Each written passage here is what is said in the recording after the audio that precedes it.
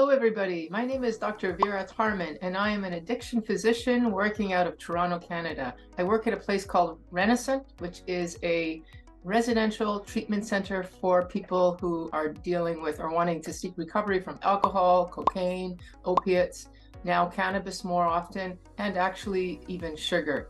I also work at a place called Salvation Army. I've been working in this field for over 20 years, and I love teaching about the subject of the biology of addiction. So I thought I'm going to actually put my presentation on YouTube for just general people who are interested in addiction and want to understand why it is that we do the crazy things that we do, even when we don't want to. Let's understand the biology behind that. So welcome, and I hope you find something useful. I always like to begin a talk by giving at least some statistics. And so the first statistic that I want to talk about is how many people are addicted to alcohol? Alcohol is our primary drug. I know that there are other drugs that are very prominent, obviously nicotine and opiates, cocaine, but alcohol is probably the most prevalent drug in society. And so how many people are actually addicted to alcohol? I'm not talking about drinking about it, even heavy drinking, but actually suffer from what we call a substance abuse disorder or substance use disorder.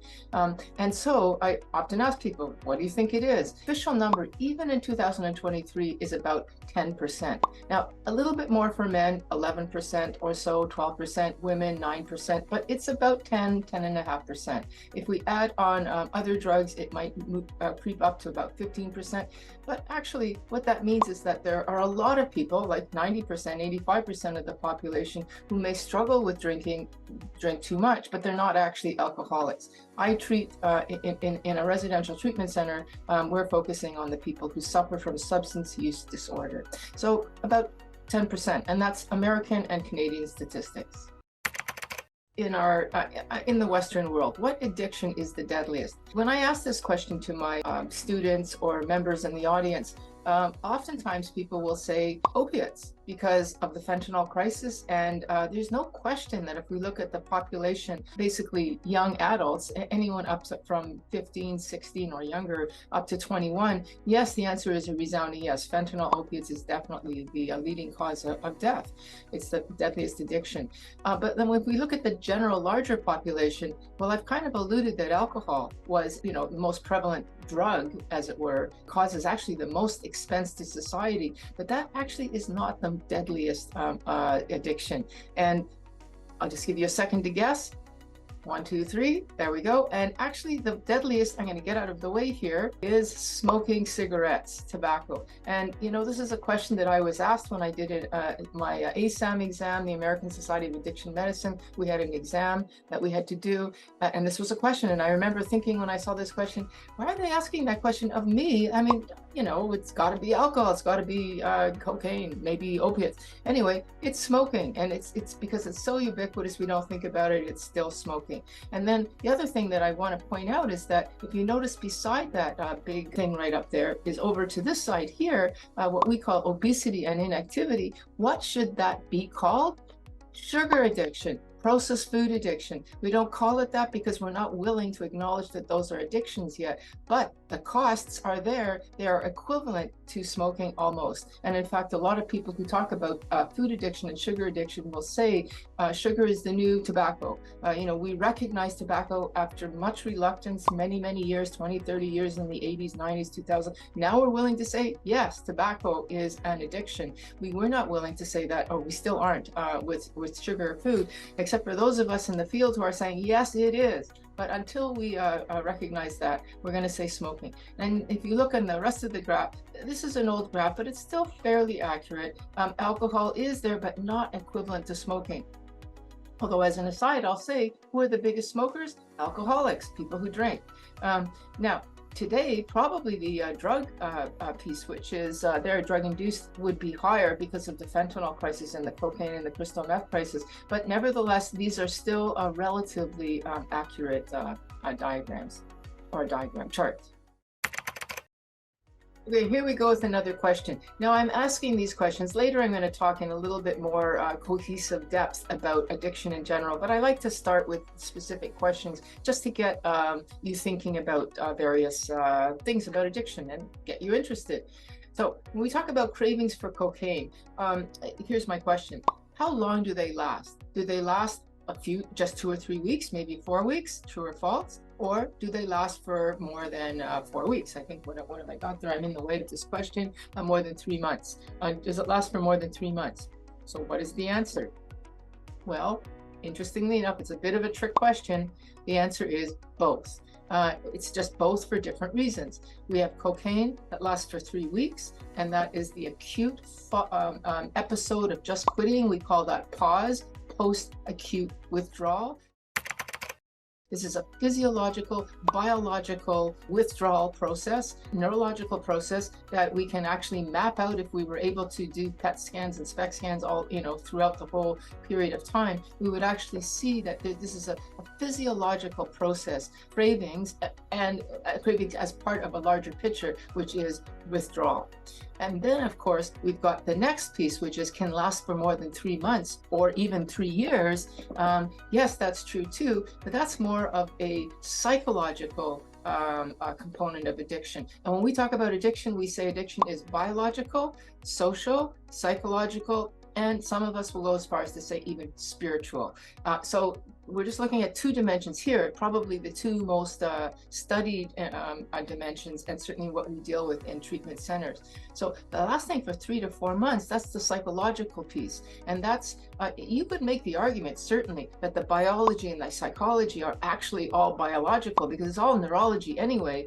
Associations, I have a thought, and then I have another thought. That's actually a neurological connection from one neuron to another. So it is actually physiological. But just to make it easier to understand, one is just pure neurology in the sense of, uploading of the downregulation of receptors and then upregulation of receptors and the damaging of receptors and then the repair. That's the top element, the biological. And then the bottom element, that's like all these psychological associations.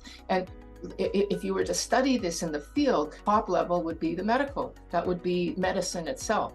And then if you do the second intervention, that would be the field of psychology. And that's the whole concept, and also social work and sociology. When we talk about things like triggers, people, places, things. When I see a thing of alcohol, a bottle of wine, I want to drink.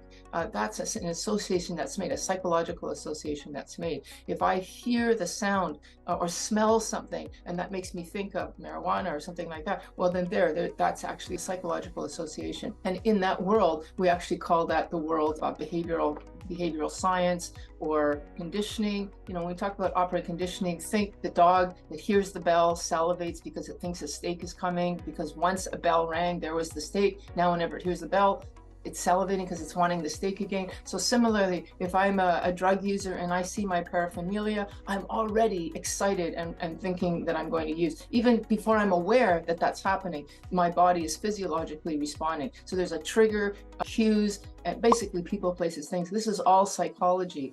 Although it is actually biology too, we kind of divide the two. And the first part, the biological part, that does really take just a few weeks to, I wouldn't say normalize completely, but normalize enough so that you can leave your treatment center and be fairly solid legs. You're able to walk out and not go crazy with upset. Your sleep might be back, you're eating again, your mood is better than it was. But the other piece, the bottom piece, the psychological piece, that can actually take certainly more than 3 months. It can take 3 years. It can take however long it takes, depending on how many pathways have been forged. Basically, neurons that fire together, wire together. The more a pattern has been entrenched, the more it is entrenched, becomes difficult. How do you treat? We can't use medication for this. Not really. I mean, we try, but not really. What we try to do is we, quote, desensitize triggers. Have a trigger that makes me think, I hear the sound or smell something, want to use. Now I want to desensitize that trigger so that when I smell it, I don't immediately want to use. Or when I see something, I don't immediately want to use. So we have to do all sorts of tools to protect myself from being triggered. And then when I will be triggered, can I somehow desensitize that trigger? So it's a whole different area of treatment. In a recovery center, I work in a place where we have people basically locked up for a month. And we're giving them months, that's the top piece, the nice 3 or 4 weeks to get their legs back on so that they can walk outside without falling apart the moment somebody gives them a scowl.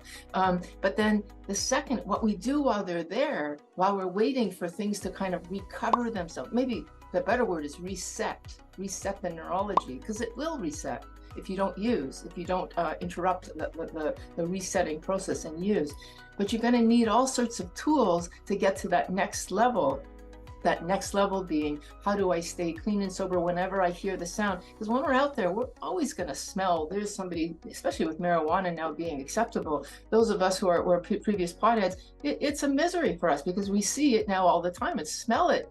It's the guy walking behind me is now smoking on the street. So or the patio season with alcohol, it's all over the place. So we need to learn how to basically desensitize all these triggers. That can take a very long time, and the treatment centers focus a great deal on that piece. They spend a lot of time to give us all sorts of tools to work on that, and that's basically what you're doing in a treatment center when you're there for a month. You're buying yourself the time to get clean and sober, reset, as it were, the top piece. And then the second piece, you're learning all those tools.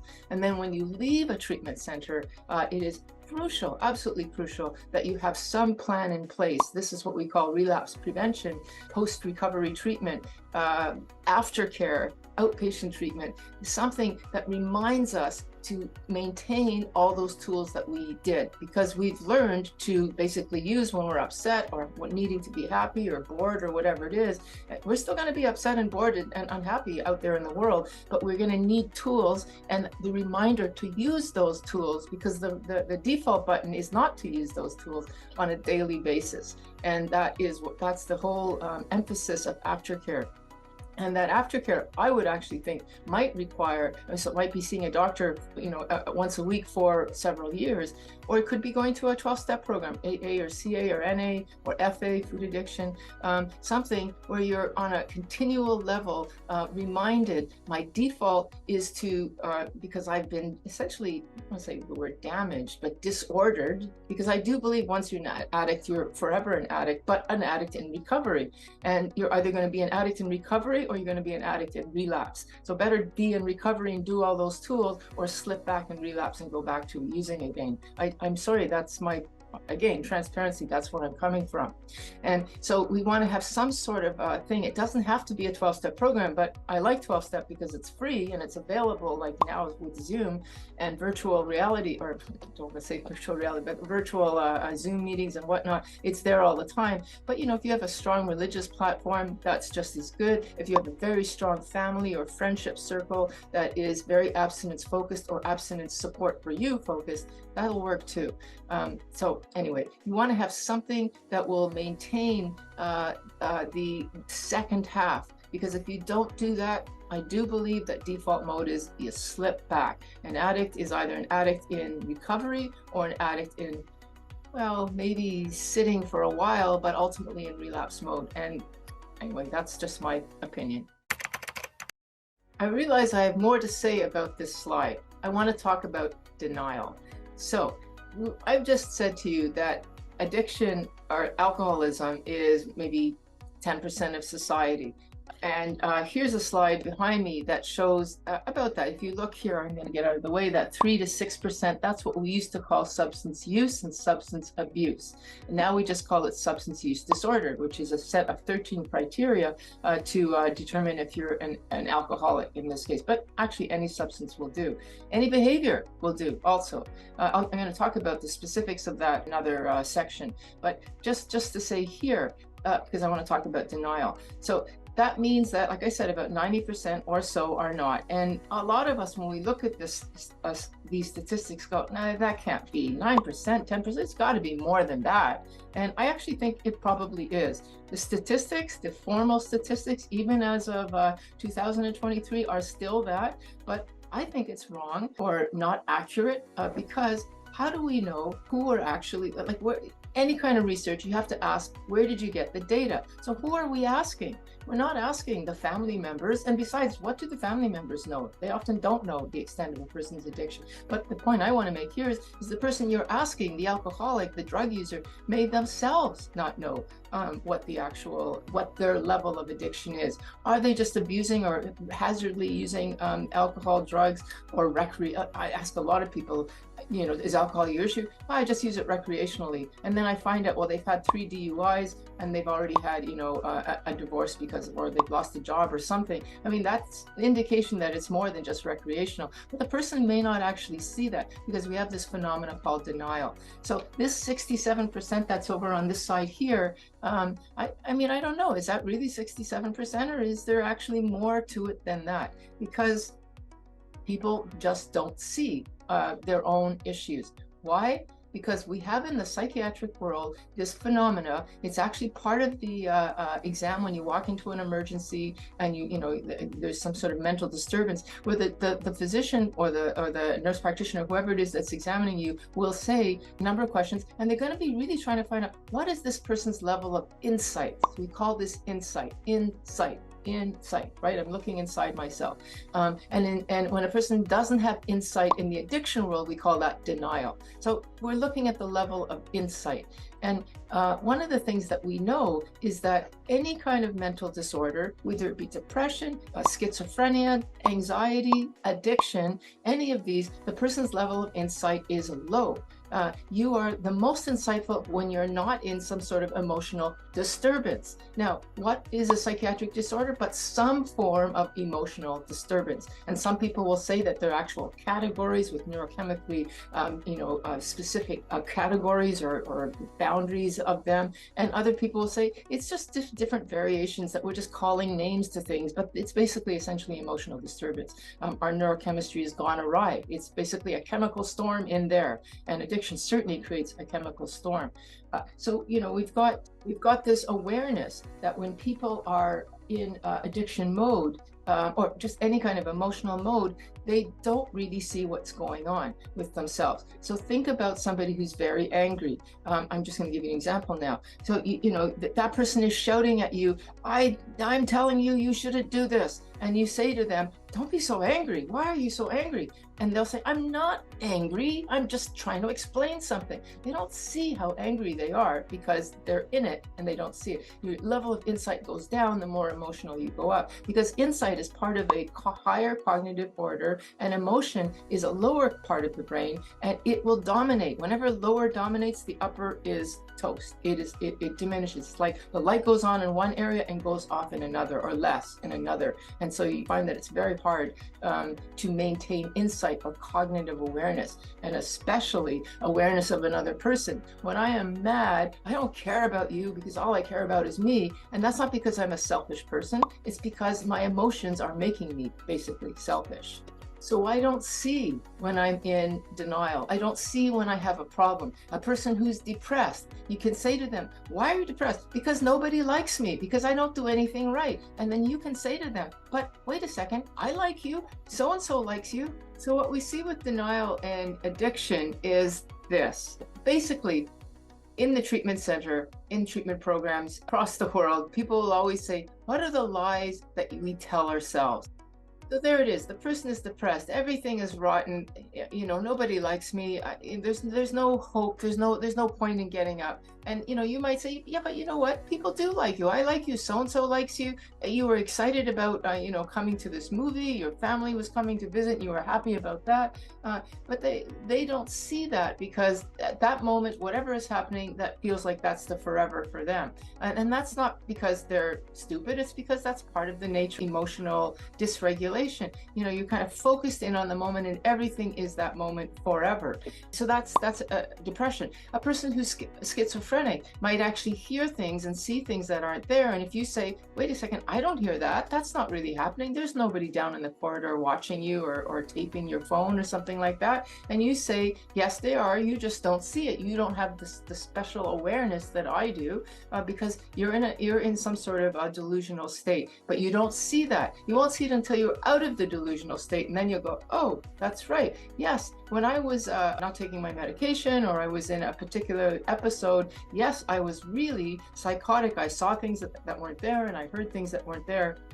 But I know that they're not real now because they're not there. And similarly with addiction, there's a particular reality that later, when you're not in the addicted mode anymore, you're going to go, wow, did I really believe that stuff? I can't believe it. And you don't believe it. And how do you know you're in a delusional state with addiction? Here's what we call denial. Or in other words, the lies that we tell ourselves. Denial. Don't even know that I'm lying. The lies that we tell ourselves. I can stop tomorrow. Yes, it's a problem, but it's not that much of a problem. It just looks bigger than it is. It's not really that much. I didn't drink that much. I just need a little bit and then I'll stop.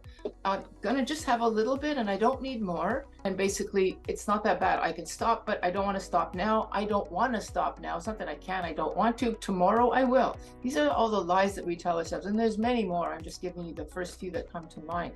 That's denial. It's the lies that we tell ourselves, and we don't see that that's happening. So when you have a statistic like this, how did we get this stuff? Because we asked people, and if they've got a drink in their hand or a drink in the back room that, as they open up the door or look at their paperwork, you don't know what status that they're at. And so my guess is it's probably more than 10%. It could well be more because of denial. We're asking the wrong person. And in fact, there's not actually anybody we could ask because, like I said, the people around you don't know either. Everybody only knows their own truth. And the sad thing is we don't even know our own truth, especially when we're in the middle of it, in the middle of some episode. Okay, I have another question. Cocaine cravings, are they similar to gambling? And oftentimes people who gamble will say, yes, I do both at the same time. Often, that's actually very common. And if a person has a double addiction, or alcohol and cocaine, they often do them both at the same time. And if you think, by the way, oh, I'm going to use marijuana instead of drinking or instead of cocaine, guess what? You're just going to develop a double addiction. It doesn't matter. It's the brain. It doesn't matter what the addiction is. If it turns on the addiction circuitry in the brain, it turns it on. One leads to the other, and one will turn on the addiction as well as the other does. So anyway, is cocaine cravings the same as gambling? Yes, it is. And how do we know that? Because now I want to start talking about the concept of dopamine. Dopamine, that's the neurochemical in our brain, in the limbic system, or the middle part of our brain, that is part of our emotional, motivational center. And remember, when I said emotional dysregulation, you lose your insight, all that stuff. Well, this is the area of the brain that I'm talking about, the emotional, motivational center of our brain. And specifically, what we're talking about are two areas of the brain, one called the nucleus accumbens, that's our pleasure center, if you were, and the other called the amygdala, which is our panic button, as it were. That's our negative, where we register fear, and sometimes anticipation too, but usually it's in relation to fear or stress. So what we're talking about now is when we talk about cocaine and gambling, what's the similarity? It's the dopamine. Dopamine is in that middle, that sort of motivational part of the brain, the limbic system, and specifically it has to do with the nucleus accumbens. So what is dopamine? Dopamine is our neurochemical of excitement, of thrill, of looking forward to, of anticipation, of grandiosity. Oh my God, this is going to be so good. This is going to be so good. Not this is, not I'm enjoying it now. That's another neurochemical. It is this will be. It's sort of a future oriented focus. And it's the thing that motivates me to get me up out of bed and do what I have to do. So what is gambling? Motivation. I want to know, am I going to win or am I going to lose? Oh my God, I'm going to lose everything. Or double or nothing. I've just lost it. Now I'm really bought into this because I want to know if I'm going to win or lose everything. So that's dopamine. Normal is just I'm going to get up in the morning. What is my next item of the day? Well, breakfast. What's going to be for breakfast? Then what's my next item of the day? I'm going to go to work, and what will happen at work? And then at the end of the day, Netflix. What's on TV or Netflix or whatever I'm watching? That's normal dopamine. The currency that gets me moving and doing things and being interested in life. But gambling is super interested, far more interested than normal, and that's a heightened dopamine response. Guess what? I can do that with a drug too. I can take a drug that will give me that. That's why we say it's the easier, softer way. I don't have to do anything. I can just take a drug, and that will be like I'm having that extraordinary experience, from ordinary to extraordinary. That's dopamine, and a heightened experience of dopamine. And if I'm in that heightened area in one place, that can take me, I can find that heightened area in many different ways. Gambling can be one, cocaine can be one, sex addiction is another one, shopping is another one. These are behaviors, and crystal meth and alcohol, like drugs, will give me the same thing. So dopamine is a natural neurochemical that has been heightened, exponentiated, blown out of proportion through a drug or an extreme behavior. Because where in nature can you literally lose everything if you put your money on it, except maybe wartime or natural disaster? And there are people who gravitate towards those kind of crisis environments, and they're probably because they're seeking that dopamine thrill, natural setting or semi-natural setting. So here I have a slide that I like to show kind of to illustrate what I'm talking about. And, I found this on the internet, I don't know, a number of years ago, and I thought, is this real? And I thought, well, it doesn't really matter. It's actually introducing an interesting point that I want to make. So, and I actually think it could be real. Swiss docs prove blackjack casino gambling best cure for cocaine users. Blackjack helps. A team of top psychologists in Switzerland have discovered that gambling at a casino blackjack table will significantly lower relapse and decrease usage amongst cocaine and crack addicts. This is a new and unconventional treatment program curtailing cocaine and crack addiction that is much more pleasant and has a higher success rate than 28-day rehabs like the place that I work at, or 12-step programs. Oh my God. So is that true? Well, a lot of people will say, yeah, it's true, but what are we talking about here? Aren't we talking about just substitution? Substituting one drug for another. I'm using, instead of cocaine, I'm using the drug of gambling, which is not a drug, it's a behavior, but it's enhancing the dopamine. So yes, it would work.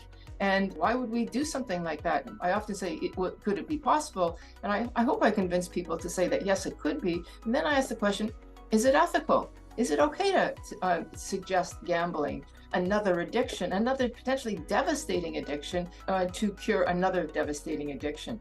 And the theory there would be, well, it's, if such a program exists, what would we call this? We would call this harm reduction. So if it does actually reduce harm, yes, it's ethical. It depends on your goal. If your goal is abstinence, then it's not going to meet your goal because you're just trading one addiction for another. But if you're wanting to say, okay, this person has an addiction, they're not ready to stop, or they're not able to stop yet, but we want to keep them contained. And if we can notch the damage down one little bit, that's better than nothing. That's better than nothing, because then they'll go out and use and potentially die and lose everything. So harm reduction is, this is an extreme version of harm reduction.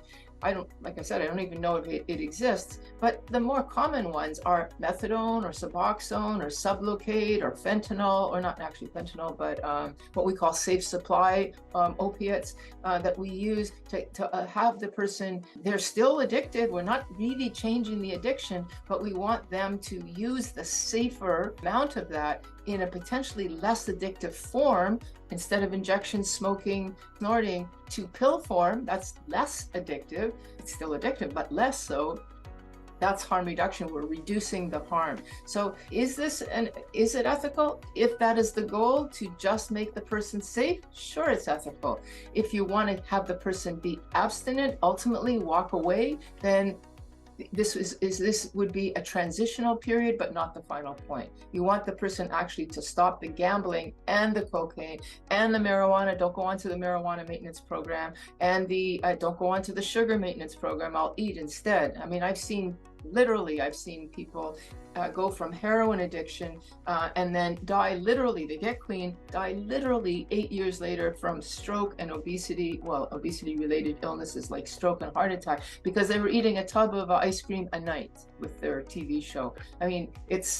it was reducing harm, we gave them the 10 years, but ultimately they still died. So, here's the goal, basically abstinence versus moderation or harm reduction. They are all a platform, and it depends on where you are and where you want to be, and basically what your treatment program will support.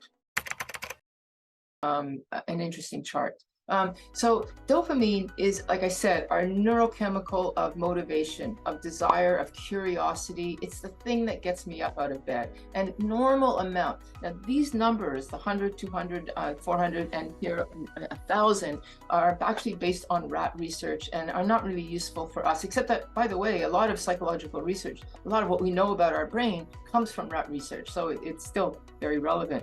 But the numbers themselves are not so important, but the comparisons or the ratio with each other, in comparison to each other, that's what's important. So let's just say we have this number of 100, and if I mean, it could be 1,000. I don't even know what the units are, but this is the general understanding. Think of it like 1,000, or pardon me, 100. So 100 is what I need to get through the day and not be depressed, because if I'm under 100, like 50 or 0, that means I'm not interested in anything, even though I know I like it generally. Today, I don't want to do it. I don't want to talk to people. I don't want to read a book. I don't want to see a movie. Just leave me alone. That's my dopamine flatlining. I'm low. And alternatively, if I'm okay and I'm going to do something wonderful tonight, like go to a great show and get dressed up and all that stuff, I'm anticipating more than just watching something on Netflix or TV. I want like a spectacle. I'm making an effort. So I want something more. I'm looking forward to more. So my dopamine is not 100, but 150. 200, it's higher than 100. Food, like if I'm going to go out for dinner, I want to go to a nice place. I'm not going to go somewhere I'm going to make my own food. I'm going to go somewhere nice and get dressed up and all that stuff. So that my food, which might normally be 130, because I have to cook and make the effort to cook, now I'm going to make the effort to do extra and pay more money because I'm expecting a 150. Sex, I guess you can just self-pleasure yourself, but if you want to actually have an like more than that experience, well, you're going to get dressed up, you got to talk to the person, you have to do all sorts of things, so that you're expecting a 150. 200, I might like people to be nice to me and congratulate me and all that kind of stuff on a regular, so I'm going to be nice in general in the day, be polite and stuff. People say thank you, that's good. But if I want to have like extra attention, I'm an attention seeker, or I have visions of myself being a professor or something, astronaut or something like that, I got to work hard because I want that 200. The 200 is far better than a 100. It's twice as much. But I'm going to have to work hard to get that PhD, that MD, that marriage, that fabulous marriage or that fabulous job or whatever it is. I'm going to have to do extra in order. So you can see how it's a motivation and it's exciting. The chase is always, all of us know this. It's often more exciting to get the thing than actually have the thing in our hands. Once you get the certificates, like, it's actually more fun looking forward to it. That's the dopamine, and that's normal. So the normal is 100 to 200. So normal day-to-day life, 100, and then all those extra perks to make me get up and make the effort to do things is up to 200. Then we have nature gives us. Now you notice there's 3 other realms here. There's the, I guess it's yellowish, the orange, and the light blue that are still natural. I've got drugs in there, but let's erase those drugs for a minute and just leave them empty. That would be for our supernatural experience. So the first 2, dopamine, 100, and food, sex, achievement, excitement, buying a new house, I don't know, whatever, that's all in the 200 range. And then occasionally we are invited into this other realm. So those are the ordinary, and these are the extraordinary. The next 3 categories. These are the extraordinary: normal, abnormal, natural, supernatural. And there's a fellow, Abraham Maslow, who wrote in the 70s and 80s. He was a psychologist who wrote in the 70s and 80s, and he wrote about Maslow's hierarchy of needs. And he said, we need to have food, we need to have sex, we need to have our housing in place, our comfort, our safety in place, and we need connection with people, but that's not enough. Every once in a while, he said, we need to have what he called a peak experience. We need to have these moments where life is just uplifted. That's why we like to listen to people who uplift us, who are enlightening. Put on a podcast because you want to get motivated, higher than a normal motivation. We're invited into this other realm. Usually it's not at our call, our beck and call. It usually just happens, but sometimes we can call upon it. But most of the time it's just, I don't know what happened, but today was just one of those magical days. Or it could be your first love, your first kiss, your first something. You can never catch that first. The buzz of that first is we call it chasing the dragon in the drug world, but it's even in the real world. You never get that first Christmas or that first gift or whatever it was. We're always chasing it, but we never seem to get it again because it's not on demand. It comes, and Maslow said, these experiences are given to us by God, nature, evolution. I don't know who designed this whole thing that we are, this human nature that we are, but nevertheless, we're given this potential for these peak experiences to get through the daily grind of life, because life is good and down and up and down, and eventually it gets kind of tiresome, but then you get this peak experience that's like, all right, this makes it worthwhile. This makes it worthwhile. And he said, Abraham Maslow, he said, we get about 5 of these in a lifetime. In a lifetime. Now, I'm not talking about every weekend, every evening after a hard day's work. I'm talking about in a lifetime. Because generally speaking, the first 2 categories, the 1 to 200, is enough to get me through the day. Walking my dog after a hard day, that's enough. I don't need to have a peak experience, he would say, every day. So we're given the opportunity to have that. That's why these categories are here, but not very often. We're meant to be in the 0 to 200 range, or basically 1 to 200 range.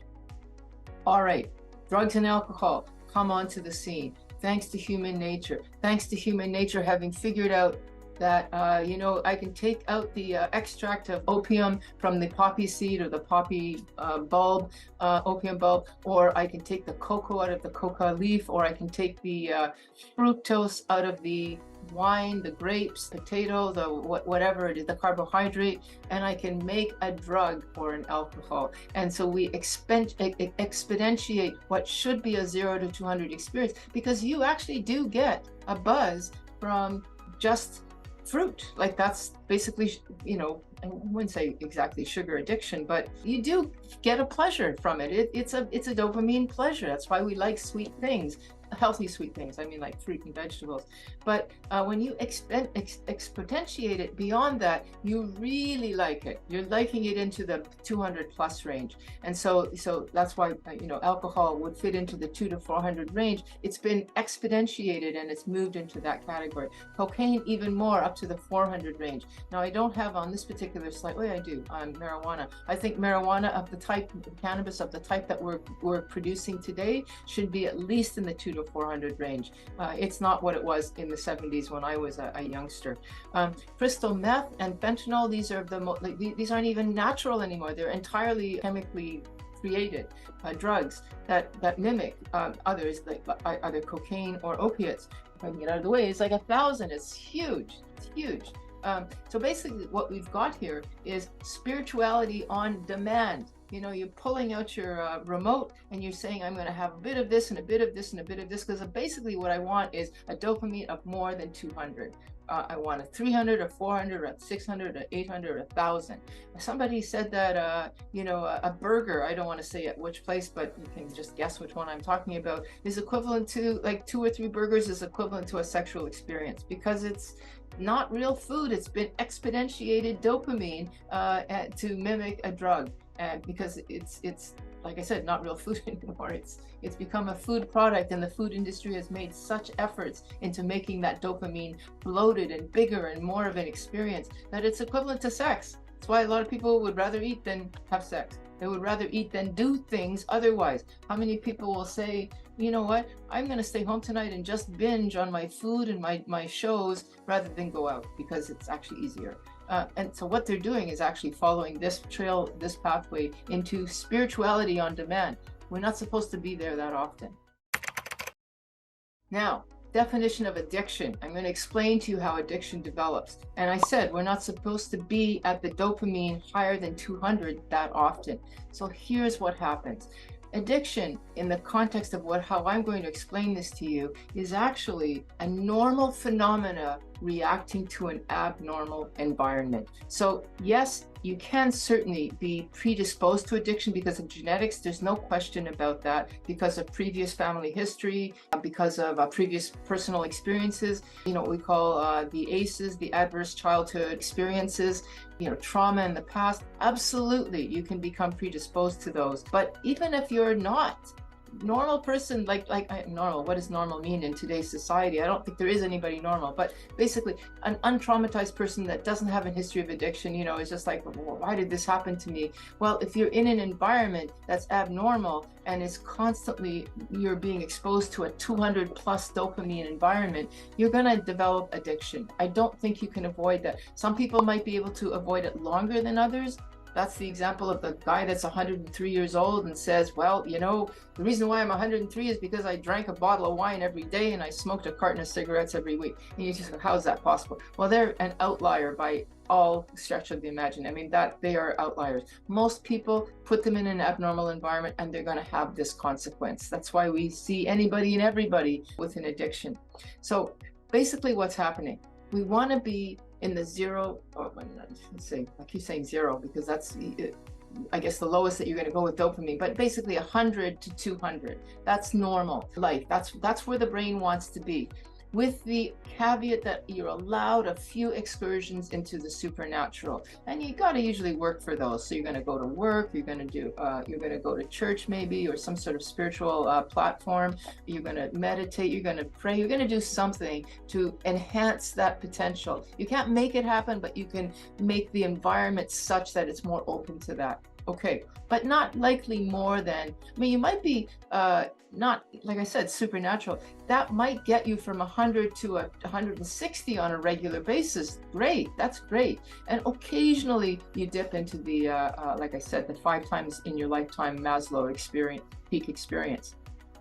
But if you're doing the Spirituality on Demand program, I'm going to smoke cigarettes, I'm going to use opiates, I'm going to drink alcohol, smoke pot, eat a lot of sugar, do cocaine, crystal meth, fentanyl. You're moving into this category that is more than 5 times in a lifetime. It could be 5 times in a month, 5 times in a week, every day, 5 times a day. And if you ask somebody who's using drugs, I used to think, well, okay, give them their drug and then they're happy, but they're not happy, because what ends up happening is you think, okay, well, how much do I have to give them? I've seen people, this is a true example, I've seen people like with heroin addicted.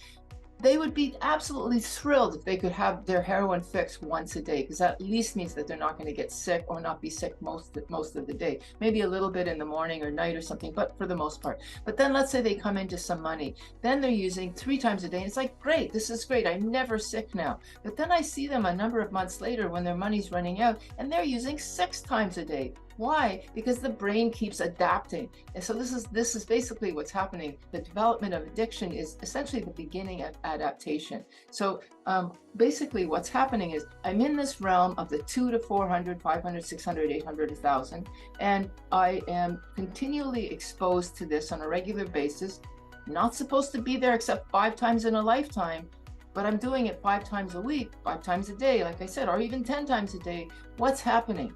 My receptors, my brain is going, no, too much. This is too much. I'm going to burn out. It's like electricity that's going to fizzle out. Or car, the gas runs out. You can't even fill it up before it runs out again. Like the body cannot simply handle that load of dopamine. It will start to fall apart. And so it can actually fall apart by impairing dopamine receptors. Yes, absolutely.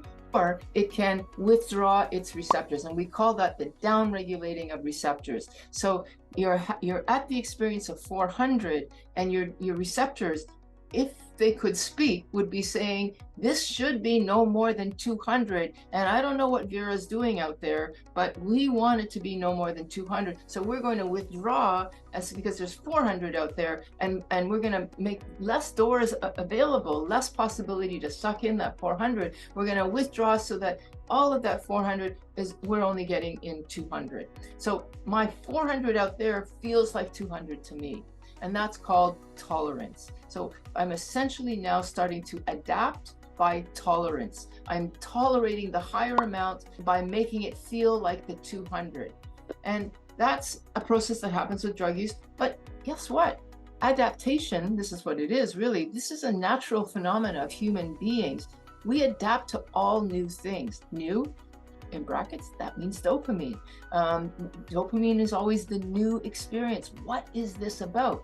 So if I go to a trip that, like, let's say I've never been to a country and I go to that country, I'm excited that first day. My dopamine is really high. I'm not taking any drugs. Nothing is happening.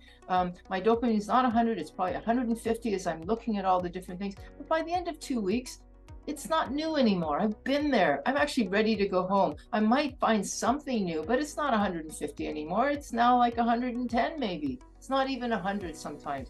I've become tolerant. I've become adapted to the environment.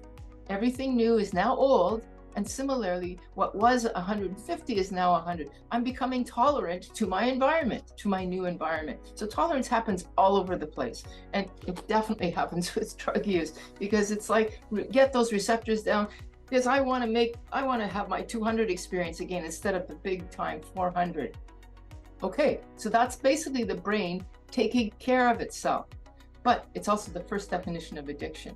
So now I've become tolerant 400, and I need 400 to feel 200. I'm not feeling 400 anymore, but I need it to feel 200 because my brain has changed. It's reduced its receptors, downregulated its receptors, and so now I need 400 to feel 200.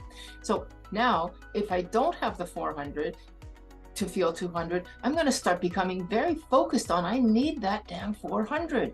What do we call that? Obsession. And this is the second definition of addiction, or second criteria of addiction. Am I craving, obsessing? Because if I'm at 200 and I need 400, I'm wanting the 400. I'm craving the 400. That's craving. So I need that 400. Okay, so now we've got tolerance. As a result, now obsession. But hey, I got into this whole game because I wanted the spiritual experience, and 400 feels like 200. Okay, I got the 400. It's not good enough. I want to feel like I did before at the 400, which now feels like 200. So I got to do 600. That means I have to have more to get the same.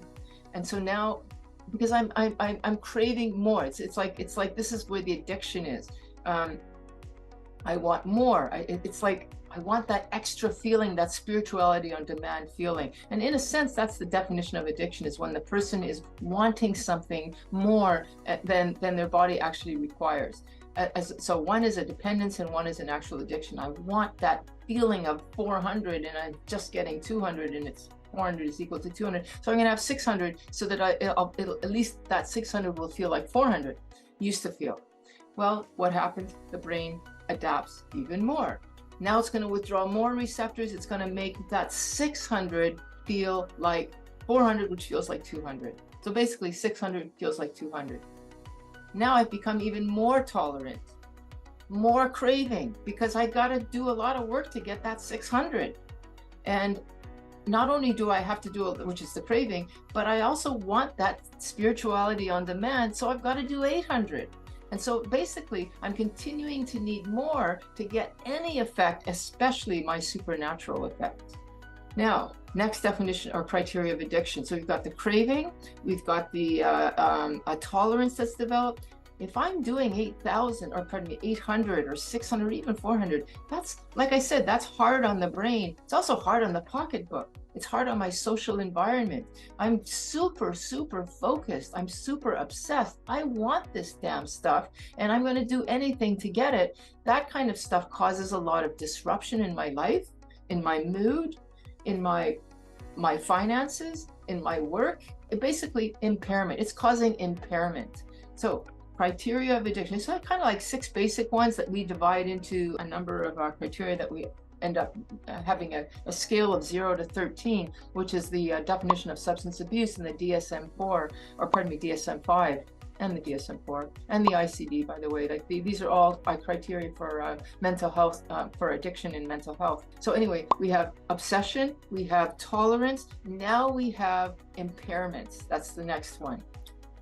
Okay, lots of impairment. You can't get away with living in the, it's almost like Icarus. I don't know if you've heard of Greek mythology, where, the sun gets wax wings so that he can fly, and he's flying in this supernatural experience, but he's getting closer and closer and closer to the sun. And then the sun, of course, melts the wax and he crashes to the ground. Classic definition of addiction. Icarus, wings have melted and you're crashing to the ground. Impairment is happening. And then you might decide, as you're on your way to the ground, you might decide, oh my God, I better stop. This is not good. Now you're going to be in a problem here, because you don't want to stop, because if you stop, you need 800 to feel 200. And if you don't have 800, how are you going to feel like 200? You're going to feel like minus 800, because it's not like you're going to zero, you're going into deficit mode. And so, this is essentially, you've become so tolerant that now you are dependent. You need that 800 to feel 200, to feel 100. You need that to feel that way, because if you don't have it, you go all the way to deficit mode of minus. I don't know if it's truly minus 800. No rats, we haven't been able to study that, but we can see it visually, clinically. A person is so depressed. They're far more depressed than me as a sober person is. Their best day is, my worst day is better than their best day, that kind of thing. Like, they're in deficit mode, and this 1 to 200 thing doesn't even apply. They're off the map on the negative side of it, in the deficit side of it. So, there's a phrase that we use in the addiction world that says, you can't use and you can't not use, and you're stuck. I can't use because I'm at 800 and I'm damaging my receptors, I'm damaging my body, my life, et cetera, et cetera. And I can't not use, because then I'll be minus 800, which is so devastatingly depressing and fearful that I don't know how I'm going to survive. So that's the fix that people are in when they come into our treatment center, or anybody comes into treatment, is that they're not there because they want to be. They're there because they don't know what else to do. They're in that state. And so definition of addiction is craving, tolerance, dependence, impairment. Don't know how to stop. I don't know how to stop. I can't stop, and I can't keep going. It's like you're at the end of the road on both ways. It's like, what do you do? And then finally, remember I talked about denial.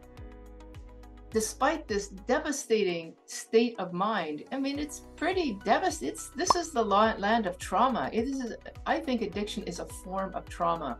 It's a trauma that we live in. I guess it's self-inflicted, but it's not really, because it's a natural thing that happens in an unnatural environment. So we're responding to this unnatural environment, creating this traumatized response within ourselves. Then if you have especially a history of trauma already before that, oh my God, that's where the predispositions just make things so much worse. Anyway, the last definition of addiction, or criteria of addiction, is denial. Despite the fact that I'm in this traumatized, miserable state, I'm still gonna say, yeah, it's bad. I'm just gonna use a little bit, but it's okay, I can stop tomorrow. Or I'm not as bad as it looks, or I can still do a bit more, it's not that bad. Some kind of lie. We have this denial veneer over this pit of trauma. That's the definition of addiction. And if you fulfill those criteria, welcome to the world of addiction. So I've talked about dopamine, and essentially how dopamine, this phenomena of a dopamine, can explain the criteria and thus the full definition of addiction, which is basically when I am compelled to do something that is hurting me and I'm unable to stop. Basically the definition of addiction.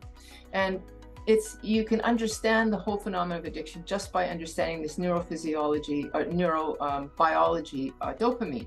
And I just want to say a little bit about withdrawal.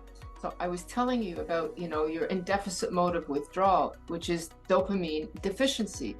Now, if I am expected to live my life reasonably contented manner with 100 dopamine, and I'm living with a minus 100, minus 200, maybe, who knows, even minus 800, I'm not living a happy life. But the good news is, which by the way is why post-acute withdrawal is so difficult. How do you know you're in post-acute withdrawal? Well, depending on the drug, all of the drugs go to dopamine and behaviors, but each drug has its specific quality. The alcoholic, they're shakes and sweats in withdrawal. The cocaine, they're sleepy, they're not interested in anything. Crystal meth, they're fidgety and unable to sleep and have no interest in anything, and basically crave. Everybody's craving. They want that dopamine that's going to get them to at least 0.0, at least 100. Forget about the 800. Just let me feel normal. Or the opiate person who's suffering from opiate withdrawal, who is on the toilet because they've got diarrhea and goosebumps and shakes and sweats. I mean, so each has its own particular feature, or I guess physical presentation, but it's always the craving for dopamine and that unhappiness and that wanting. But the good news is that as quickly as a person can become addicted, this is a natural adaptation to an abnormal environment, remember? Now, when you're in the -800, that's also an unnatural response. But now, if you normalize your environment, no more drugs, you can wait. But it takes a while. It takes 2, 3 weeks, 4 weeks. But those neuroreceptors that were downregulated, it's almost as if they're going to wake up and go, oh, where's that 800? Where's the 400? Where's the 200? Oh my God, where is it? There's none. They're going to actually start upregulating again, maybe growing back. I'm not sure how that process is. Are they growing back? Are they opening up? I don't know. But what we see happening is that there's an upregulation neuroreceptors. And so that eventually, in a process of 2, 3, 4 weeks, we get to what I like to say is a reset. It's like a getting back to square one. It's not exactly square one, but it's like getting back to square one. And so that is called post-acute withdrawal. And that often coincides with a treatment centers program of a month. You keep the person in for a month to give them that physiological, they don't have to do anything but just be alive and don't use. And this gradual process will happen. Hopefully not with devastating damage. And that's sometimes what I worry about with some of these drugs, like these ones like the 1,000, crystal meth and fentanyl, where, I mean, I think of it like scorched earth policy, like, a war, after a war where people burn everything so nobody can live there anymore. I mean, who knows how much is repairable. I hope, we have hope, we definitely have hope, but I don't know, let's not get into the fears of the future here, but as drugs become more and more potent, I don't know what will happen to us with our ability to retrieve ourselves. But for the most part, clinically, we see that people do come back, and that the initial period of months, like the time that we keep the person locked up, a lot of it comes back. Like I'd say maybe 70, 80%, certainly enough to go out there and not be devastated by, like I said, somebody's snarl at you, or something bad happens and then you fall apart in a puddle of tears. You're going to be able to withstand general emotional response again, maybe. And often we help people with medications in that context. So that's post-acute withdrawal. And sometimes that dopamine repair might take up to a year or two, like fully. And I often see that. I see people who, back on board in 3 to 6 months, something like that, but they're not really ready to go to school or fully back to work and be right on board again for another year or two. But eventually things come back, providing that they stay sober. Or a dopamine deficiency syndrome. I think dopamine impairment works well, because something's happened to the dopamine that should be 1 to 200, and if you're in that 4 to 600 and you've blasted out these receptors and they've, all of this change has happened, that's an impairment syndrome. That's a physiological dopamine impairment syndrome. You can use that word for if you don't like the word addiction. So let me say a couple of more interesting things about dopamine. I've talked about dopamine as the sort of engine or mechanism behind addiction. By the way, it's not just dopamine. There's serotonin, endorphin as well. There's GABA as well. But if you understand the dopamine story, you've got a really nice handle on the sort of dynamic of addiction. Okay, but dopamine does more than just the addiction profile that I've explained. It also has a role in movement. And I'm going to tell you this stuff because we see this kind of thing happening in the addiction world as well. So movement. When you're in the higher realms of dopamine, people will start to have unusual movement. So let's just leave the addiction world aside and let's just talk about excessive dopamine. So if we think of excessive dopamine, where do we see that in, say, normal nature, but in non-addictive environments? A person who has Tourette's. A person who has Tourette's has unusual twitches. They have unusual movements. Really, it's not actually the movement that's the problem. It's the urge to move. That's the problem. Again, it's that urge. It's that want. It's that, I gotta scratch that itch, which is what dopamine is for drug. And in this case, for a person with Tourette's, it's to move. I just got to get this thing. And so they do that. And we often think, well, Tourette's is the movement. It's actually the urge to move or swear or whatever manifestation it takes in that person. Excessive dopamine. Another place where we see excessive dopamine is Huntington's chorea, which is a condition very rare, almost, I think, exclusively genetic, where a person moves and they can't stop their movement. And it's something in the brain where there's an excessive dopamine keeping the movement going. And so that's excessive dopamine. Now, in the drug world, we will see people who are using, especially the stimulants, which really boost up the dopamine. I mean, alcohol boosts up the dopamine, but not as high. The thing about alcohol is it boosts up dopamine and serotonin and GABA and endorphin. It does a lot, but not so much all at once. It's still above the 200, but it kind of covers a lot of ground, not as high. But cocaine and crystal meth, they're like silos of dopamine, and so you get that movement. So you'll see with a lot of people with cocaine crack disorder, crystal meth, have twitchy, funny movements. That's the dopamine, and it's often a visual, potentially what's happening in their brain with that. It's like there's sparks of dopamine in various places where there's not supposed to be, and that's the dopamine. The alternative, people who are using drugs in this 1,000 category, when you're in that category and you've got that abnormal movement and all the addiction piece that I just described earlier, eventually those receptors will become impaired. I mean, it's just think that you're supposed to have a steady pulse like this, and you go bam, bam, bam, bam like this with dopamine crashing. You're just mushing up those receptors, and so that essentially your dopamine getting squashed. You may have 1,000 out there, but you can't use it anymore, and so now you're going into a dopamine deficit, even in the context of drug use. And so what we can have is actually a dopamine deficiency, not of mood, which is depression, but of movement. And where do we see dopamine insufficiency in the world, not in addiction, but in the mental health world? Parkinson's is a great example. So Parkinson's is where there's a deficiency of dopamine. It's for a different part of the brain, but it's movement related. The substantia nigra, this is a part of the brain that produces dopamine for movement, is for some reason maybe it's autoimmune, we don't know what it is, but for some reason it's not working, it's not creating the dopamine that's required for movement, and so the person becomes very slow and sluggish, and they'll have a tremor, but for the most part they're moving very slowly, and they're often very depressed. And the only way that the best treatment for that is dopamine. We actually have a drug called L-Dopa that we give people in that context because there is insufficient dopamine.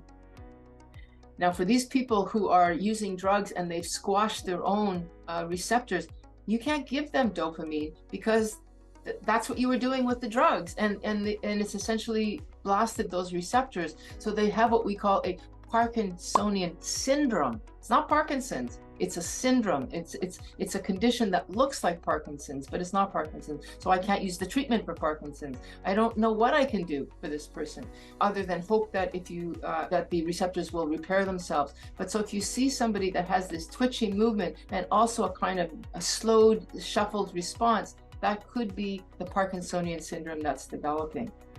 Where we often see that Parkinsonian syndrome is when that person who's using crystal meth or cocaine is having their psychotic episode. And so now let me talk about dopamine and psychosis, because this is also very common in the addiction world. Like I said, the movement disorder, and now the second piece, which is the psychosis. And again, where do we see in the mental health world an excess of dopamine that leads to psychosis?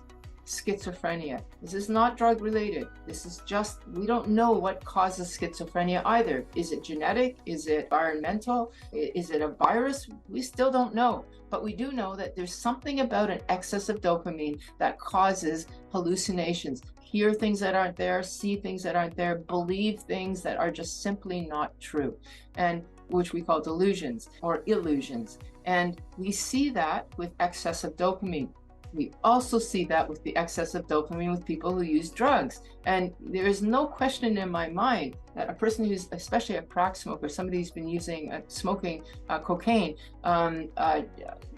excessively, is going to develop a cocaine psychosis, drug-induced psychosis.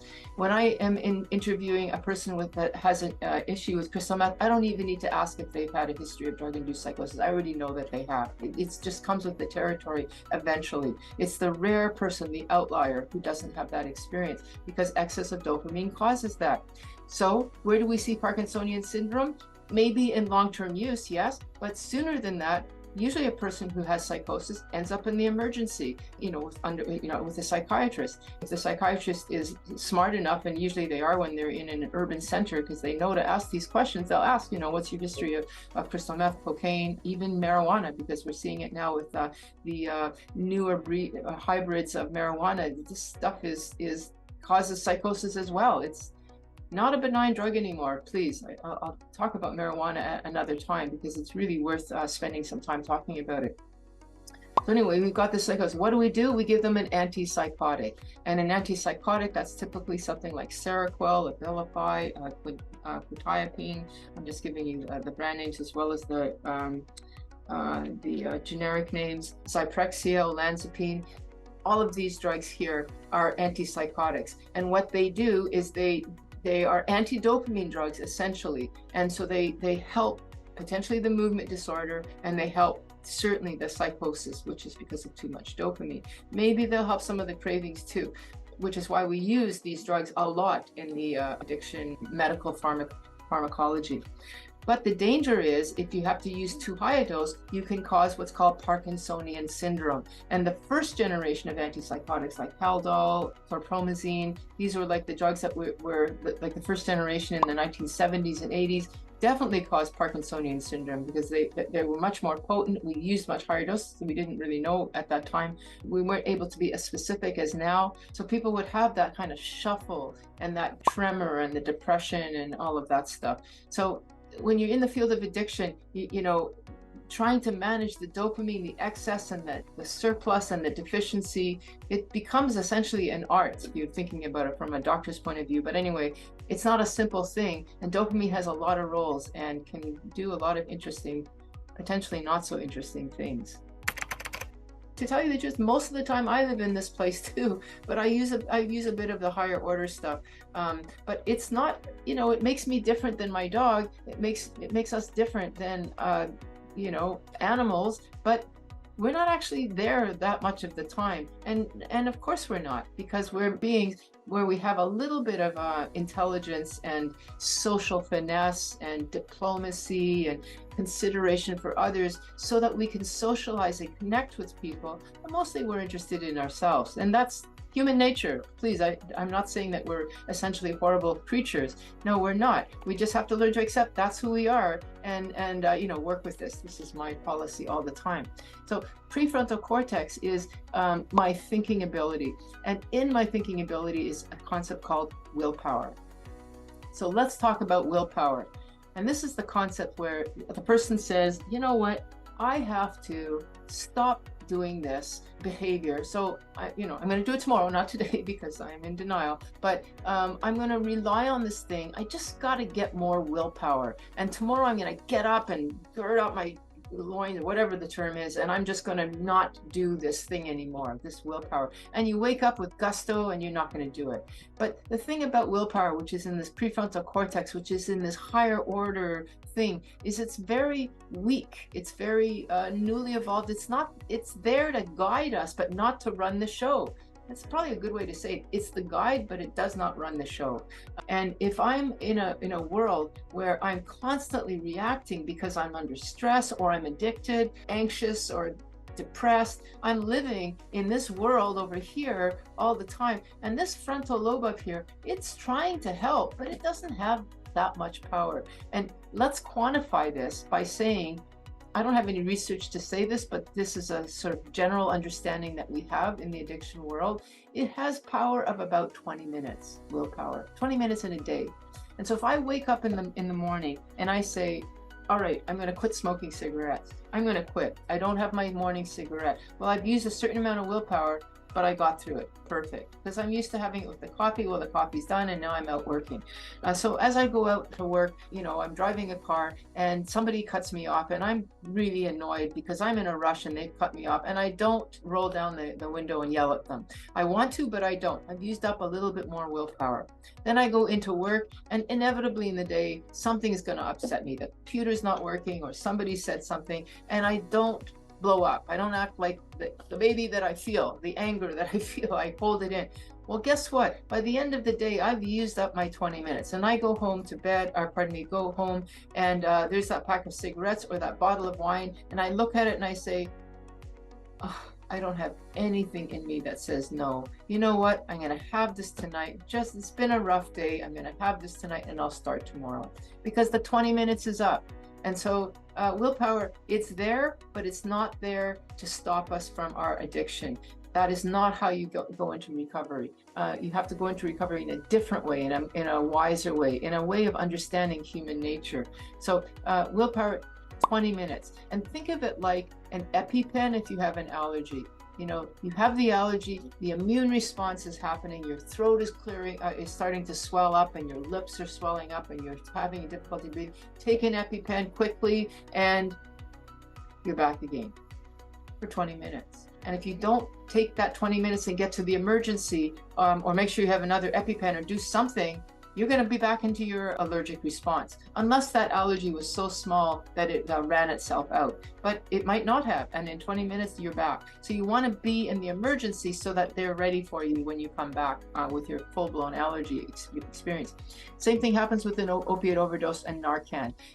There is the person having an opiate overdose, which is an overdose of opiates flooding the endorphin receptors. The person is now down, they're in comatose state. You give them Narcan, which essentially strips the opiate from the endorphin receptors, and you basically wake them up, and so that they're now totally not in a comatose anymore. But if the drug is still in them, and that Narcan will run out, it runs out usually in about 20 minutes, half an hour, maybe an hour, and then if that drug is still there, and it has, because you've taken a lot of it, or you've taken a very, very strong dose of it, you're going down again, and so you need another Narcan. And it's not unusual now in today's world, where the fentanyl and the carfentanil and all the different versions, where they're so powerful that a person needs 3, 4, 5 Narcan administrations. With willpower, we get one. That's it. And so you want to use that one as care, because it lasts for 20 minutes, and then you're back into default mode of I want to use. So what we usually say in the addiction world is, don't let yourself get into that crisis mode. People, places, things. Here I am clean, but remember, 2, 3 years later, I still, when I hear the smell or hear the sound or smell the smell or see somebody that I used to drink with or use with, I'm going to want that. Now I'm in heightened mode, and I want to use, and my willpower is saying, no. You don't want to say, okay, I'm just not going. You don't want to do that. That's not going to work, because in 20 minutes, it's gone, and then you're at risk. So first of all, you don't want to put yourself into that situation very often, but sometimes you can't avoid it. So what we ask people to do in an addiction treatment, recovery, relapse prevention, essentially, well, relapse prevention is don't get into the situation, trigger management, and then when you are in that situation, have some tools, and they are not, I'm not going to use. They are, I'm going to pick up the phone and call my therapist, call my number of people that I call when I'm in trouble. I'm going to, I don't know, say the serenity prayer. I'm going to leave the situation. I'm going to have a platform of things, behaviors that I do that I won't want to do, because I'm going to be telling myself, don't be silly, that's ridiculous, you're overreacting, you'll be fine. But you're going, if you know, hey, I'm an addict, this is what I do when I'm triggered, you're going to use that 20 minutes to your benefit and do all those things that you don't want to do. Because basically, when you're in a craving mode, recovery tools will not feel intuitive. They will not feel intuitive. You have to basically just know, I'm not going to want to do this, but I'm going to do it anyway. I'm going to call my sponsor, I'm going to call my therapist, I'm going to call my buddy, my food buddy, or my whatever buddy, that whenever I'm in trouble. And that person, they're going to essentially act as your frontal lobe when your frontal lobe dies out. They're going to say, whoa, okay, your 20 minutes is up, good for you, you called, now follow my instructions. And obviously you have to trust the person. Get out of that bar, get out of that environment. How can you leave that environment? You're going to be okay. Just hang on, I got your back. I'm going to essentially guide you because you can't guide yourself anymore. Basically, you don't want to rely on that until the addiction craving, that craving, which, by the way, is another thing that's interesting. Cravings usually last 20 minutes. You got the frontal lobe lasting 20 minutes and the craving lasting 20 minutes. But one might work. It might work, but it won't work the second time that day. And it might not even work enough that day. It's just like the EpiPen might have worked, but you don't want to take the chance. So that's why we have tools of recovery management after. And so it becomes a lifelong experience because we cannot count on that frontal lobe. That's basically the message I want to say in this segment is we cannot count on the frontal lobe. So we want to have a platform of recovery, which is to say, I know people don't like to say this, but I'm powerless over my addiction, only insofar as I know that there's been a dysregulation, a default wire, a miswiring now, and otherwise I'm fine. And I actually do have power if I follow those rules that I tell myself I have to do. When I'm in trouble, I call a person or do whatever it is. There's where my control is. But my control, my powerfulness is not in saying no. It's in making sure I don't have to say no, and that when I do have to say no, that I have help getting to say no. When that gets enhanced because of drug use or behavior, and so that now you're really wanting to itch, it's a super big itch. Essentially, it's abnormal or supernatural or extraordinary desire. Then that's going to the nucleus accumbens. And then tolerance develops. And then eventually dependence develops. And the thing about dependence, like, I guess when you think about where is that line from recreational or hazardous use into addictive use, it's probably when it goes from the euphoric or the intended consequence. An alcoholic will say, I don't drink for the taste, I drink for the effect. But they're not drinking for the depression and the devastation, they're drinking for the effect. And so there may not be an alcoholic at that point. They might still be a social drinker, recreational drinker, hazardous drinker. But what is that line? It's probably when it goes over from tolerance to dependence. I need that 600 to feel 200.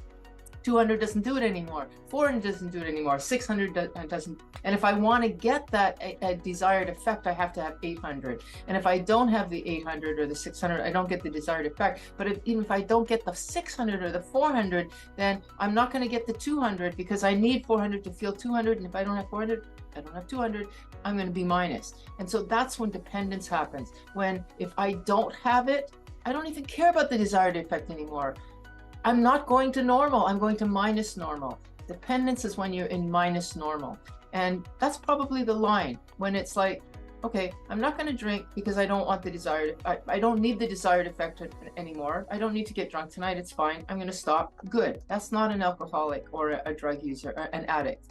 But when they say, but if I don't have it, I won't be able to sleep or feel normal or be able to function in the world. I need this thing. I'm dependent on this thing to feel okay. And all three of these are what we call the happy chemicals, the reward chemicals. This is still part of that nucleus accumbens that I just showed you. And we rely on these, just like we rely on the dopamine, the 0 to 200 to get through the day. I need a certain amount or otherwise I'm depressed. Well, I need a certain amount of serotonin to get through the day, and I need a certain amount of endorphins. They're there for me to live as an animal, as a creature, a human creature, a sentient being. I need these neurochemicals for various functions. Dopamine, as I said before, the motivator, the excitement. They get me up out of bed. So let me pair that with serotonin. So we have another neurochemical called serotonin. And the function of serotonin is to make you, it's kind of like the antithesis to dopamine. So I'm going to actually show you a little diagram, and I'm going to make myself smaller again so you can see. Serotonin is, it's like the counter to dopamine. Dopamine gets me up out of bed. I'm going to get up. I'm going to do things. I go out into the day. Sometimes I'm lazy, but I'm going to push myself. Why am I going to push myself? Because I'm motivated for some reason. Dopamine.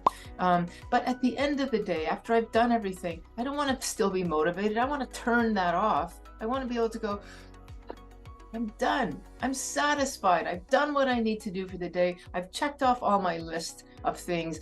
1 dopamine, 2 dopamine, 3 dopamine. It's all done. I want to feel satisfied now. And so now I move into serotonin mode. And serotonin is the neurochemical of contentment.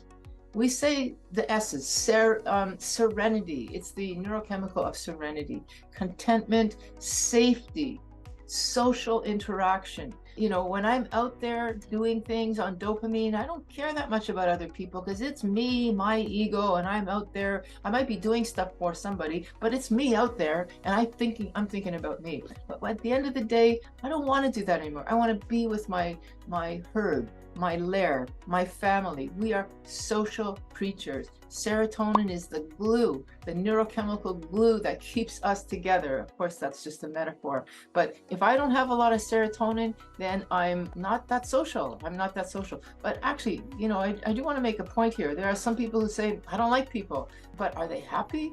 They may not like people, but unless they found some opening into a serotonin potential, they're going to be unhappy. Now, they might be introverts and they don't like the crowd, but they have 1 or 2 people and they get their serotonin soul food from those 2 or 3 people. They may like to read. When you're reading, think about it. What are you doing when you're reading? You're engaging with the author's thoughts and you're having a reaction. You know, that person, you know, the protagonist, the person, the family member, and the love interest or whatever it is. These are social interactions. They may be fabricated between you and the author, but they're still social. So reading often does it. People try to get it when they watch TV, so they're involved with that person's life. Serotonin is our social connection. Most of all, it's our gratitude, our sense of, like I said, I have. So at the end of the day, after work, I don't want to be adventurous. I don't want to be curious. I want to feel safe so I can go to sleep. I want to feel connected with others. All that stuff I did, now I bring home, you know, all the stuff I've hunted, gathered, I'm bringing home to my community. I'm satisfied. You know, when we do a gratitude list, check off that list, we feel good. When I do something for somebody, do service, I feel good. When somebody says, boy, Vera, you did a great job. Some of that, if it's ego-based, is dopamine, but it might be because I feel like I've helped that person. That's serotonin. And they're really nice. Dopamine, serotonin are nice when they work together. Get up in the morning, work, and at the end of the day, I'm done and I feel satisfied. Now, drugs and alcohol mess that up. Addiction messes that up. And you may have heard the term, the opposite of addiction is connection. And that's because you walk in into a treatment center or into some sort of help as an addict. It might be an AA meeting or something. You're coming in somewhere for help. You're feeling extremely low on the serotonin. Nobody likes me. I am a schmuck. I can't believe what I've done to people. I've disconnected. Nobody's talking to me anymore. Your serotonin is low. You feel unsafe. You feel very ungrateful. You feel like everybody's against you. You're not part of anything except maybe your drug buddies, and they're not friends. Everybody's out for themselves out there in that world. So your serotonin is low, but you're walking in with a bloated dopamine because it's so exaggerated. 400, 600, 800. There's no room for that serotonin, and there's no way normal 1 to 200 serotonin matches that. But when the dopamine is that high, the serotonin cannot possibly match that. We can try to match it a bit by giving antidepressants, which are serotonin boosts, at least that's what the drug companies tell us. That's what it appears to be, that there's some effect of serotonin that might help, but it cannot cut. It cannot touch what addiction does. So what do we do in addiction treatment is we try to bring down the dopamine. You know, one of the phrases we use often is take the cotton out of your ears and put it in your mouth. Stop talking and start listening. Start connecting and stop talking. Because you want to be able to bring down that ego, that desire, that hunger for more, bring it down, and instead start taking in what exists, which might just be another person sitting there saying, hey, you're here, welcome. That's serotonin. So that's essentially what's happening with addiction. That's serotonin. And then the next neurochemical that I mentioned was, I've talked about dopamine ad nauseum, so let's move on to endorphins. So Remember, these are the three natural happy neurochemicals. And so endorphin is the neurochemical that we all have, like we have dopamine and serotonin. And this is the neurochemical pain relief. When you feel relief, oh my God, that bad thing isn't going to happen. You feel so good. That's endorphin. Classic example of endorphin is you're running away from the saber-toothed tiger and then you trip and fall, and you don't want to feel like, oh my God, I'm in so much pain, my ankle hurts and this thing is about to kill me. You want to be able to run up despite the fact that you're in pain. You don't feel the pain. In fact, you feel extra energy and extra good just until you're safe. It's like that little boost of self-confidence and pain relief so that you can get into safety. It happens when you're in danger, when you're hurting, and on some, it could be emotional hurt, it could be physical hurt, and then it holds you through until you're on the other side and safe, and then you hurt. Oh my God, that really hurts. I can't believe I broke my ankle or I broke my toe or something like that. So it is our natural neurochemical for pain relief. Often it's used as a kind of numbing effect. And so it's our, like I said, our neurochemical for numbness. We can get it artificially through opiates like heroin, Percocets, OxyContin, fentanyl. We can get it through behaviors. People who tattoo themselves from the top to the bottom.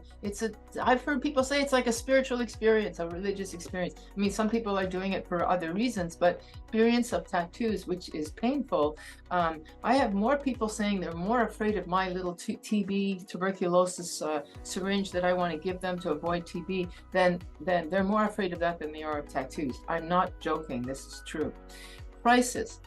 We get it with crisis. You hear of people saying that person's a crisis junkie. They seem to like fights, either physical fights or emotional fights, because they're getting an endorphin something in there.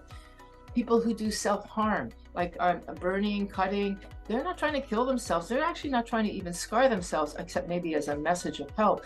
They're trying to feel good. They're getting an endorphin release in that self-infliction of pain, which might help with a larger pain of emotional distress. How you can get it naturally, exercise is a great way to get it, because we naturally have endorphins for a reason. They're meant to be for, to push us through the crisis of the pain. When you get what we call the runner's high, the exercise high, that's not just a slight jaunt over to the coffee shop. That's like a run. And it's not a run right away. Like, you don't get that high right away. It happens after about, 10, 15, 20 minutes of run, and it's sweating. And oh my God, why am I doing this to myself all the time? And then all of a sudden you're lifted into this experience where it almost feels like you're, I wouldn't say flying, but it's definitely a nicer experience than the one 5 minutes ago. And then if you keep running, after a certain point, that runs out because the endorphin runs out. It only lasts for a while. I'm not sure why or when. Maybe it's the brain realizing you're not in danger. I don't know what it is. But anyway, it's a short-lived process. Meditation, you can get it somehow through meditation. Remember I was talking about if you have a spiritual practice, an uplifted experience with endorphin through meditation. And in fact, I actually think that the word joy, which is not pleasure, which is not happy, which is not excitement, it's something else. I mean, this might be worthy of a philosophical discussion, like what is joy? And I'm going to pose, I don't think I'm the only one that's posed, but I'm posing it here, that endorphin is the basis of joy, like it's part of joy. Because we often feel joy after something bad has happened, after, you've gone through a terrible experience and it's over now, and you see the point of it and the meaningfulness of it, or you find that ultimately that's what we try to do in therapy. Why did these terrible things happen to me? A loss, a death, a grief, something. If you can get over onto the other side of, okay, now I understand, it makes sense, it's made me a stronger person. That's a sense of joy and strength, and I think that's endorphin. Sex, we get it through sex, the actual experience of the orgasm, and after that nice feeling afterwards is, amongst other things, it's endorphin. So we can get it in recovery, or basically we can get it in sobriety. And basically the word recovery is to try to recover all of these neurochemicals out of the artificial supernatural zone and put them back into where they should belong. And the good news is, like with dopamine, post-acute withdrawal, once you withdraw, bring them back to where they are in our natural world before we got into the addiction world, which has now kind of reset itself back to natural. Know that they are drugs, but they're our own. They're our own, manufactured for us. And know that like any drug, there's a half-life. They last a certain amount of time. And dopamine, being the neurochemical of excitement and newness, is also very exhausting. So the brain doesn't want you to be there for too long. It's too exhausting to try to be looking for something new. It's like shopping. You get something exciting, it's, oh, I got this. After a while, it's like, okay, I'm shopped out, I'm enough. It gets exhausting. Somebody who you're reading a book or you're writing, it's like, okay, that was really exciting, but I need a break. That's dopamine. It's short-lived. It's meant to be short-lived. It's meant to be a spice of life, but not the essence of life. It's too exhausting. Endorphins, similarly. We're not allowed to have a lot of our own natural endorphins. If I'm running, after a point, after that high, when I feel like I'm just flaming through, there's a point at which it starts to hurt again. It's because it's actually a cover-up of pain. That's what it's meant to do, numb the pain, but it doesn't want you to, it wants you to be numb until you get safe, but not to continue to hurt yourself more. So there's a short-lived effect of endorphin and of dopamine.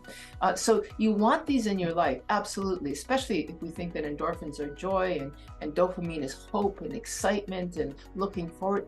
Of course, we want these things, we need them, but the one we want to focus on is serotonin, because serotonin has a long half-life. It lasts the whole day. I can only be around an exciting person or book or movie for an hour or two, and then I'm done. I need a break. But serotonin, as long as I don't have to talk, as long as I don't have to do anything, I can just be in the company of somebody. I can be safe. I can be connected for the whole day. It's super easy. I guess we can call it being a couch potato, but it's really easy if I'm connected. And if I'm not connected, oh my God, even just a little bit hurts. Like, what is loneliness? What is ostracism? What is being made fun of, being bullied? That's all negative serotonin. I'm not part of anymore. I want to have serotonin as my platform. I want it there all the time, and I can coast in it the whole day. But just being safe the whole day can be boring. So I want a bit of dopamine, a bit of endorphin to get things going, to make things exciting. But I want a platform of serotonin. So my formula to you would be maybe 70% of your day is that feeling of contentment, of safety, of satisfaction, of connected with people, and then about 30%, maybe 20% dopamine, at 10% endorphin, or vice versa. Oh, by the way, I forgot to say endorphin is laughter, jokes. Because what is a joke but an ability to laugh after something not so good that's happened? I slipped off of a banana peel, and now I'm gonna laugh instead of feel the pain. Anyway, dopamine and endorphins are short-lived. Use them like 15, 20, 30%, but do a platform of serotonin. That's perfect. Perfect formula.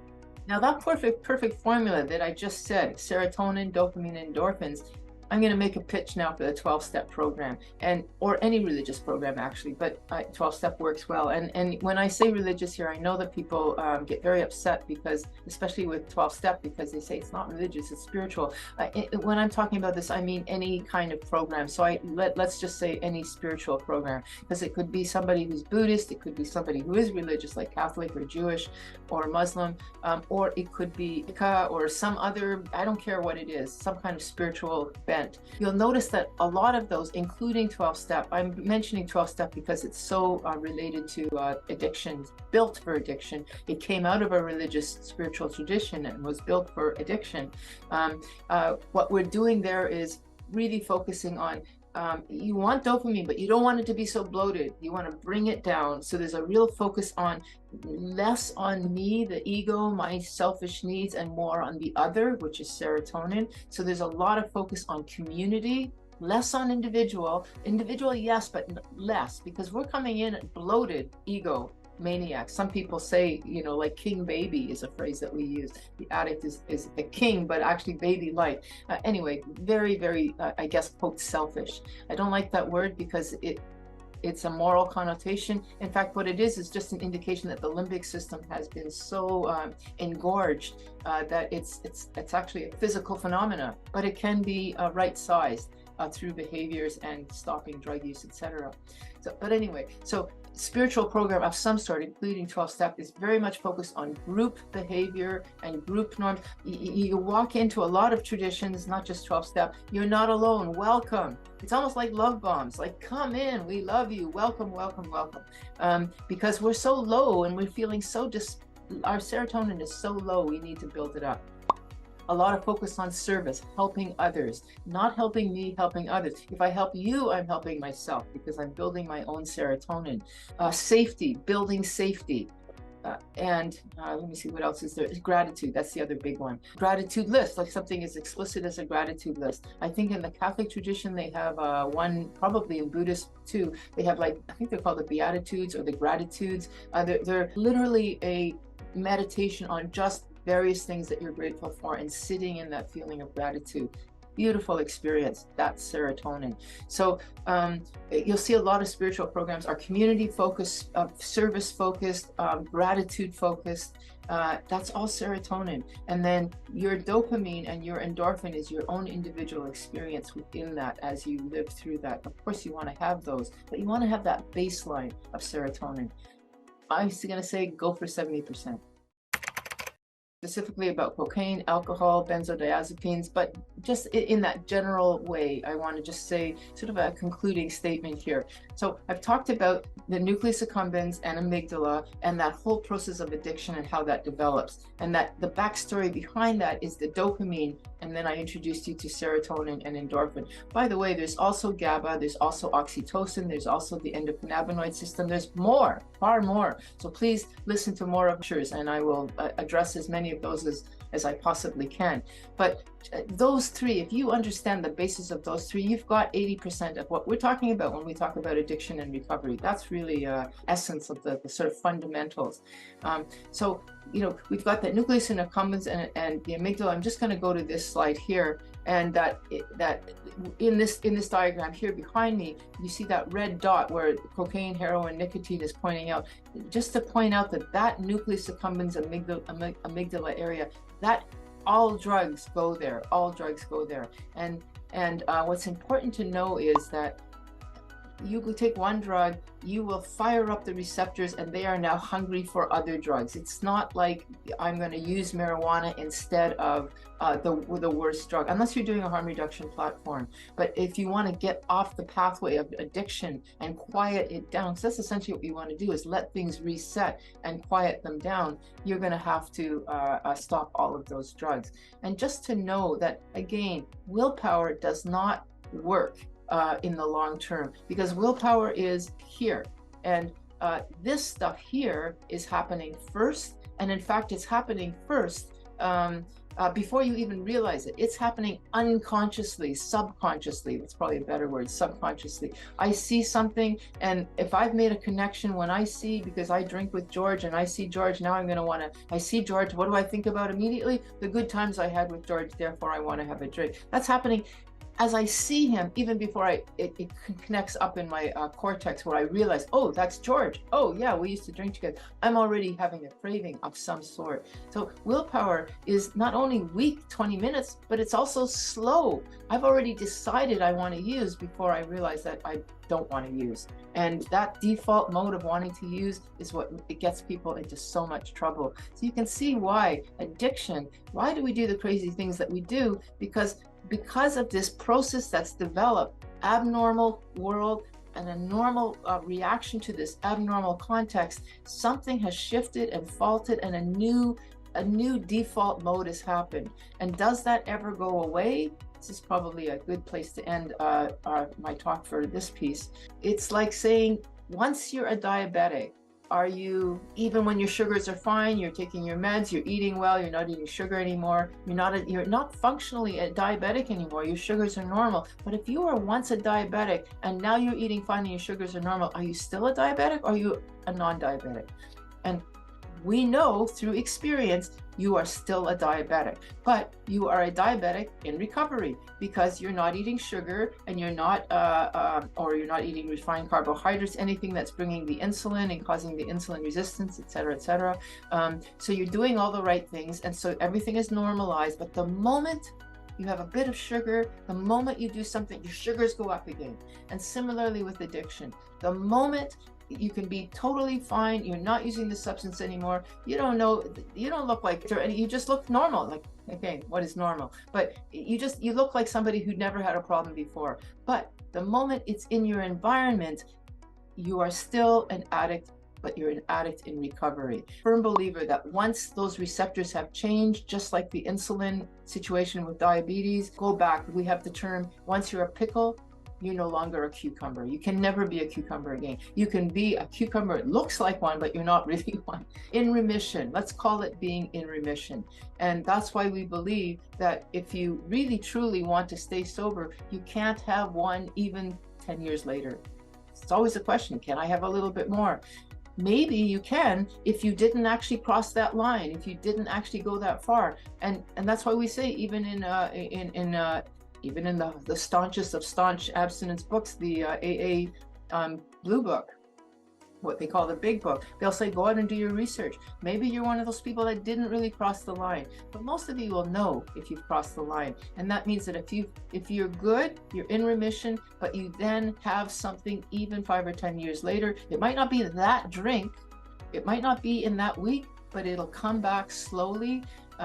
It's like once that dog knows, bell rings, you may not have heard that bell for a long time, and it takes a bit of a while to realize, but once it recognizes, oh yeah, that's the bell, that means steak, it starts to salivate again. And I believe that that's the same thing that happens to us. So this is a biological, physiological phenomena, and I hope that you will understand now there's no moral issue here. This is the brain doing its job in an abnormal environment. And now we want to, in recovery, in remission, keep our environment as normal as possible and protected as possible. And know, because willpower is so weak, we cannot do this alone. We need each other because we need serotonin.